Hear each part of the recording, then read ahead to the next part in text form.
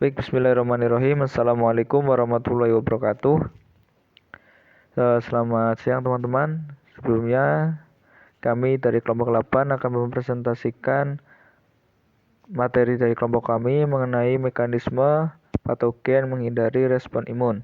Sebelumnya kami mohon maaf atas ketelatan kelompok kami dalam mengirimkan materi presentasi pada pertemuan kali ini.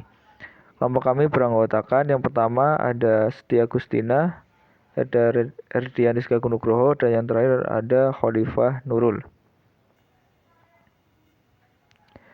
Jadi untuk pokok pembahasan presentasi kali ini yaitu ada dua.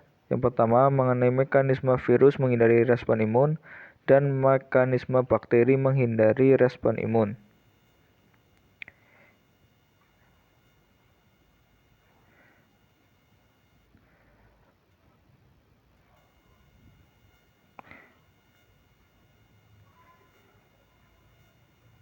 Yang pertama yaitu virus. Patogen memiliki kemampuan untuk menghindari respon imun sehingga dapat terus-menerus menginfeksi individu. Hal ini penting dilakukan untuk mempertahankan kehidupan patogen tersebut. Virus merupakan parasit berukuran mikroskopis yang menginfeksi sel organisme biologis. Virus hanya dapat bereproduksi pada sel hidup dengan menginvasi dan memanfaatkan sel makhluk hidup karena virus tidak memiliki perlengkapan seluler untuk bereproduksi sendiri. Nah, di sini ada mekanismenya, yaitu pertama ada penghambatan respon humoral, inferensi dengan interferon, gangguan fungsi respon imun seluler, dan gangguan fungsi efektor imun. Penghambatan respon humoral.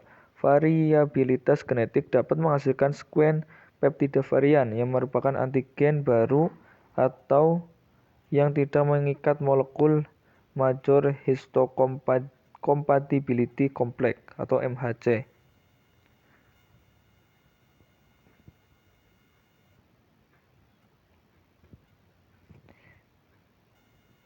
Lalu penghambatan respon humoral. Pertama, antigen drift disebabkan oleh mutasi titik pada gen yang mengkode hemaglutinin dan neuraminidase. Kedua, dalam proses antigen shift, segmen RNA dipertukarkan antara strain virus di host sekunder.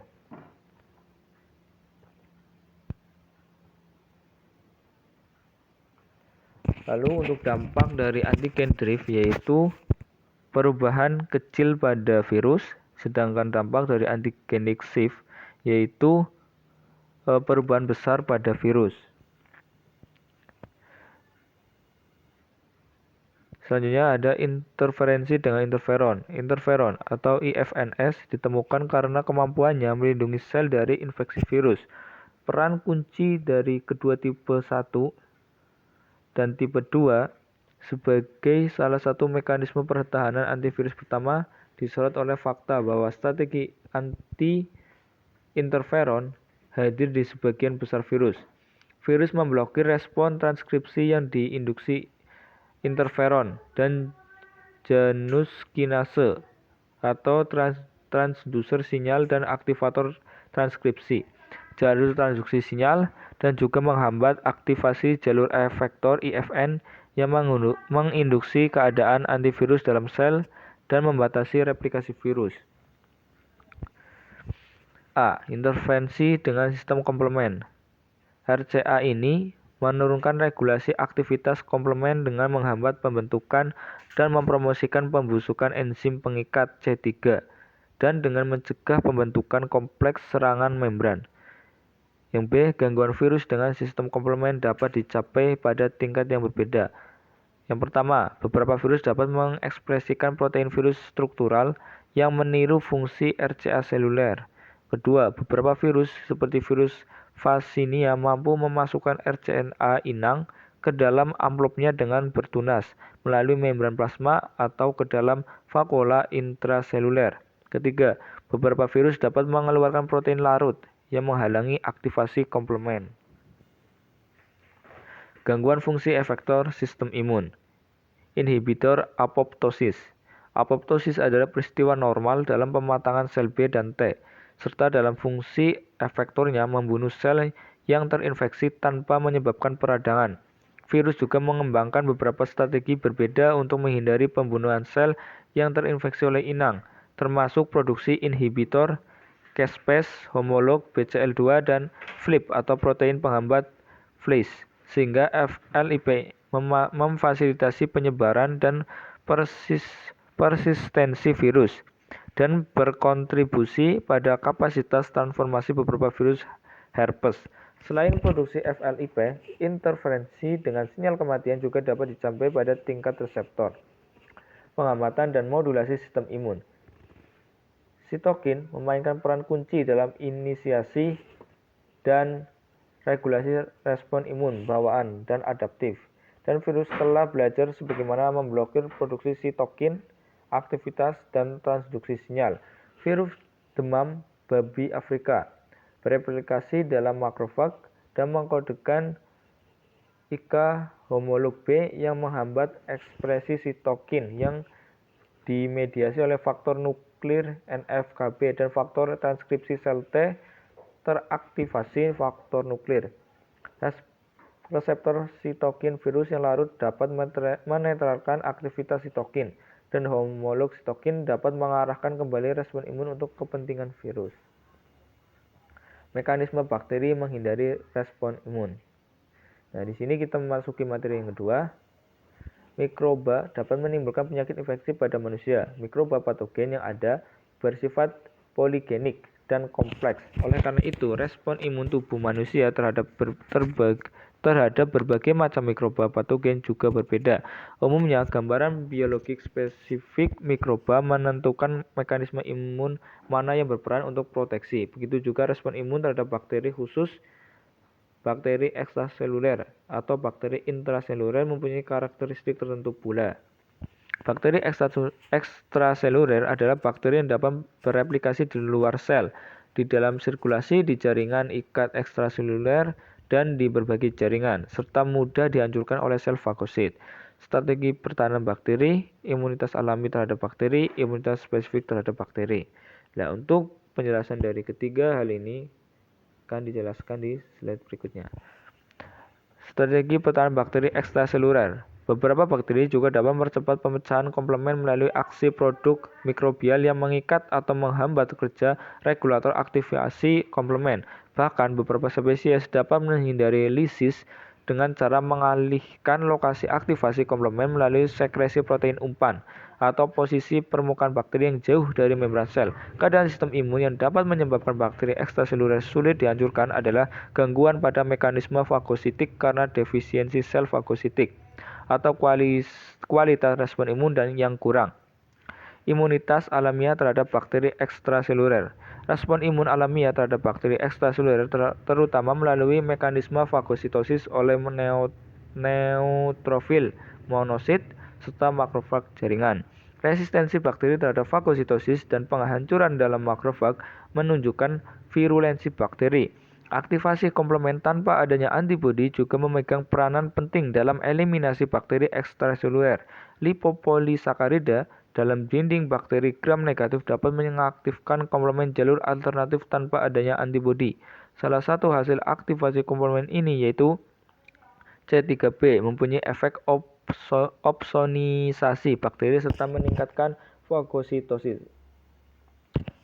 Imunitas spesifik terhadap bakteri ekstraseluler. Kekebalan humoral mempunyai peran penting dalam respon kekebalan spesifik terhadap bakteri ekstraseluler. Lipopolisakarida merupakan komponen yang paling imunogenik dari dinding sel atau kapsul mikroorganisme serta merupakan antigen yang timus independen. Sel yang berperan: limfosit B, limfosit T, sel T, CD4, imunoglobulin M, dan imunoglobulin G.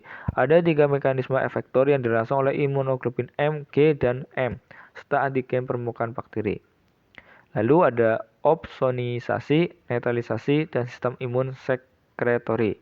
Yang pertama, opsonisasi. Opsonisasi adalah pelapisan antigen oleh antibodi komplement fibronektin yang berfungsi untuk memudahkan fagositosis. Netralisasi toksin bakteri oleh imunoglobulin M dan G. untuk mencegah penempelan terhadap sel target serta meningkatkan fagositosis untuk eliminasi toksin. Permukaan mukosa usus mempunyai mekanisme pertahanan spesifik antigen dan non-spesifik. Bakteri intraseluler terbagi atas dua jenis, yaitu bakteri intraseluler fakultatif dan obligat. Bakteri intraseluler fakultatif adalah bakteri yang mudah difagositasi tetapi yang dapat dihancurkan oleh sistem fagositosis. Bakteri intraseluler obligat adalah bakteri yang hanya dapat hidup dan berkembang biak di dalam sel hospes. Strategi pertahanan bakteri, imunitas alamiah terhadap bakteri, imunitas spesifik terhadap bakteri. Untuk penjelasan ketiga ini akan dijelaskan di slide selanjutnya. Strategi pertahanan bakteri intraseluler. Bakteri intraseluler memiliki kemampuan mempertahankan diri melalui 3 mekanisme, yaitu yang pertama, hambatan fusi lisosom dan vakuola yang berisi bakteri. Lipid mikrobakterial seperti lipoarabionomanan menghalangi pembentukan ROI. Yang ketiga, menghindari perangkap fagosom dengan menggunakan lisin. Yang selanjutnya, imunitas alami terhadap bakteri intraseluler. Mekanisme terpenting imunitas alami terhadap mikroorganisme intraseluler adalah fagositosis. Oleh karena itu, mekanisme kekebalan alami ini tidak efektif dalam mencegah penyebaran infeksi sehingga sering menjadi kronik dan eksaserbasi yang sulit diberantas. Imunitas spesifik terhadap bakteri intraseluler. Selanjutnya, respon imun spesifik terhadap bakteri intraseluler terutama diperankan oleh cell-mediated immunity. Mekanisme imunitas ini diperankan oleh sel limfosit T, tetapi fungsi efektornya untuk eliminasi bakteri diperani oleh makrofag yang diaktifasi oleh sitokin yang diproduksi oleh sel T, terutama interferon alfa. Berikut ada tabel mekanisme bakteri ekstraseluler dan bakteri intraseluler dalam menghindari efektor imun beserta contohnya. Nah, di sini dibandingkan dengan jelas bahwa bakteri ekstraseluler mekanisme menghindari efektor imun yaitu variasi antigenik, mencegah aktivasi komplement, resistensi terhadap fagosit, dan reaktif oksigen intermediate. Lalu contohnya seperti Escherichia coli, STP, banyak. Lalu ada pneumococcus dan Staphylococcus catalase positif. Lalu di bakteri intraseluler yaitu mencegah pembentukan fagosom, reaktif oksigen intermediate, membran fagosom rusak masuk ke dalam sitoplasma. Nah, contoh bakterinya ada M. tuberculosis, L. pneumophilia, M. lepra, L. monocytogenesis atau hemolysin. Demikian presentasi dari kelompok kami, kurang lebihnya kami mohon maaf. Sekian, wassalamualaikum warahmatullahi wabarakatuh.